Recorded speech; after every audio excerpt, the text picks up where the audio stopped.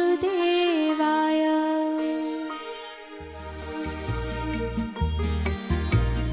अथ द्वितीयोऽध्यायः।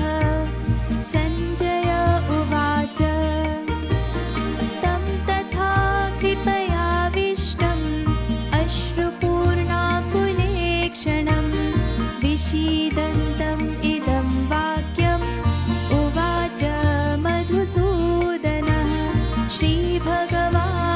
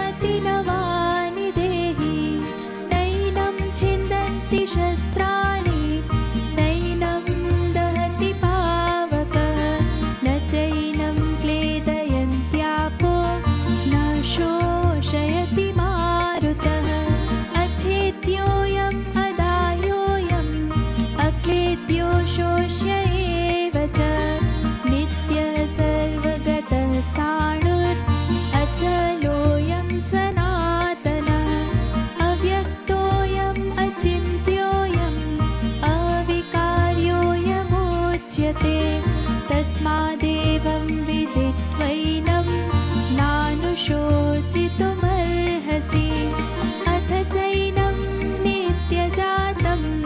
नित्यं वा मन्यसे मृतं तथापि त्वं महाबाहो नैवं शोचितुमर्हसि जातस्य हि ध्रुवो मृत्युर्ध्रुवं जन्म मृतस्य च तस्मादपरिहार्येऽर्थे न त्वं शोचितुमर्हसि अव्यक्तादीनि भूतानि व्यक्तमध्यानि भारत अव्यक्तनिधनान्येव तत्र का परिदेवना आश्चर्यवत् पश्यति कश्चिदेनम् आश्चर्यवत् वदति तथैव चान्यः आश्चर्यवच्चैनमन्यः शृणोति श्रुत्वाप्येनं वेद न चैव कश्चित् देहि नित्यम् अवध्योऽयं देहे सर्वस्य भारत तस्मात् सर्वाणि भूतानि न त्वं शोचितुमर्हसि स्वधर्मम् अपि चावेक्ष्य न विकम्पितुमर्हसि धर्म्याधियुद्धात् श्रेयोऽन्यत् क्षत्रियस्य न विद्यते यत्रेच्छया चोपपन्नं स्वर्गद्वारम् अपावृतं सुखिनः क्षत्रियाः पार्थ लभन्ते युद्धमीदृशम् अथ चेत्त्वम् इमं धर्म्यं सङ्ग्रामं न करिष्यसि ततः स्वधर्मं कीर्तिं च हित्वा पापमवाप्स्यसि अकीर्तिं चापि भूतानि कथयिष्यन्ति ते व्ययां सम्भावितस्य चाकीर्तिर्मरणात् अतिरेच्यते भयाद्रणात् उपरतं मन्स्यन्ते त्वां महारथाः येषां च त्वं बहुमतो भूत्वा यास्यसि लाघवम् अवाच्यवादांश्च बहून् वदिष्यन्ति तवाहिताः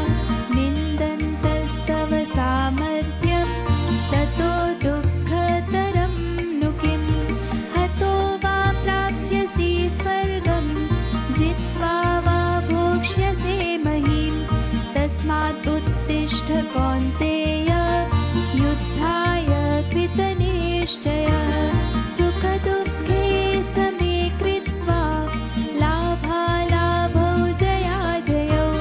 ततो युद्धाय युज्यस्व नैवं पापमवाप्स्यसि एषा ते विहिता साङ्ख्ये बुद्धिर्योगे त्विमां शृणु बुद्ध्या युक्तो यया पार्थ कर्मबन्धं प्रहास्यसि नेहाभिक्रमनाशोऽस्ति प्रत्यवायो न वेद्यते स्वल्पमप्यस्य धर्मस्य त्रायते महतो भयात् व्यवसायात्मिका बुद्धिरेकेह कुरु नन्दन बहुशाखायनन्ताश्च बुद्धयो व्यवसायिनां यामिमां पुष्पितां वाचं प्रवदन्त्यविपश्चितः वेदवादरताः पार्थ नान्यगस्तीति वादिनः कामात्मानः स्वर्गपरा जन्मकर्मफलप्रदां क्रियाविशेषः बहुलां भोगैश्वर्यगतिं प्रति भोगैश्वर्यप्रसक्तानां दयापहृतचेतसां व्यवसायात्मिका बुद्धिः समाधौ न विधीयते त्रैगुण्यविषया वेदा निस्त्रैगुण्यो भवार्जुन निर्द्वन्द्वो नित्य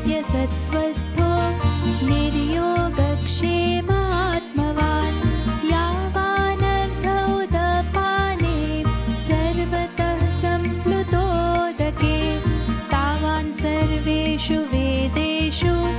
ब्राह्मणस्य विजानतः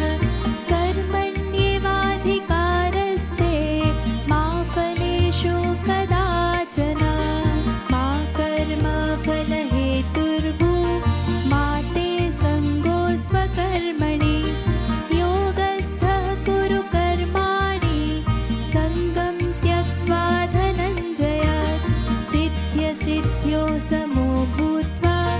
समत्वं योग उच्यते दूरेण ह्यवरं कर्म बुद्धियोगात् धनञ्जय बुद्धौ शरणमन्विच्छ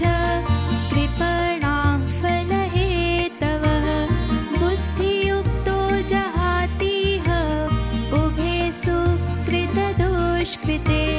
तस्माद् योगाय युज्यस्व योगः कर्मसु कौशलं